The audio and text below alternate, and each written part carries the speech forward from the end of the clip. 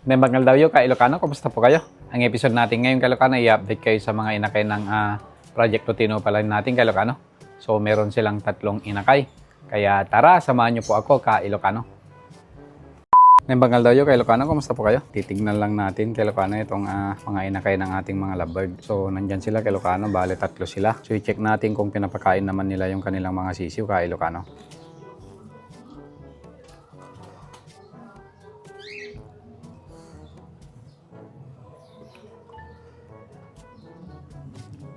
So malalaki na sila Ilocano, nakakadilat na itong isa kasi 1 week old na siya. Tapos itong isa, 5 days old Ilocano.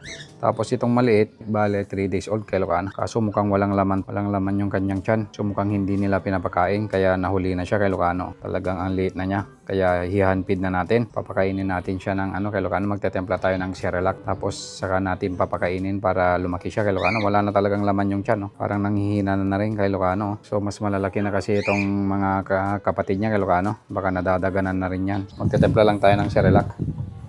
Kunti lang. Tapos maligam-gam na tubig po yung ilagay natin.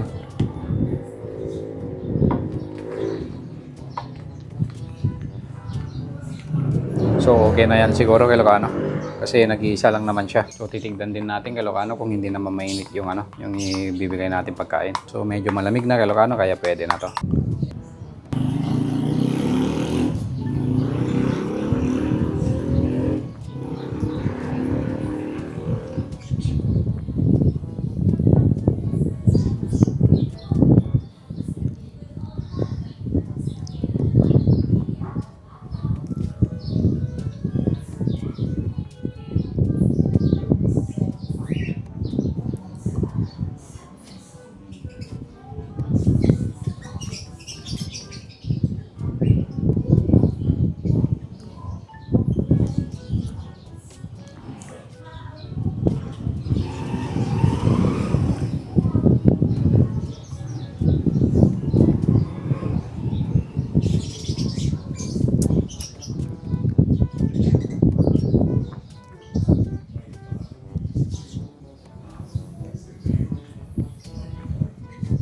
Baka nadadaganan na rin to sa mga kapatid niya Ilocano.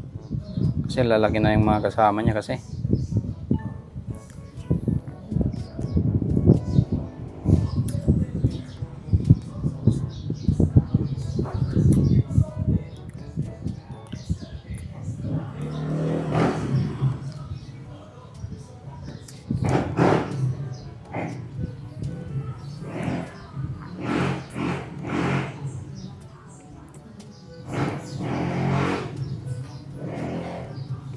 So kailangan natin siyang pakainin every 2 hours. Kaya na yan Ilocano, malaki naman na yung tiyan niya. Ibalik lang natin doon sa kanilang pugad Ilocano para limliman ng kanyang nanay para lumakas siya. Talagang nanghihina na Ilocano kasi baka nadadaganan na to. So yun Ilocano, maraming salamat sa panonood. Ingat po tayong lahat.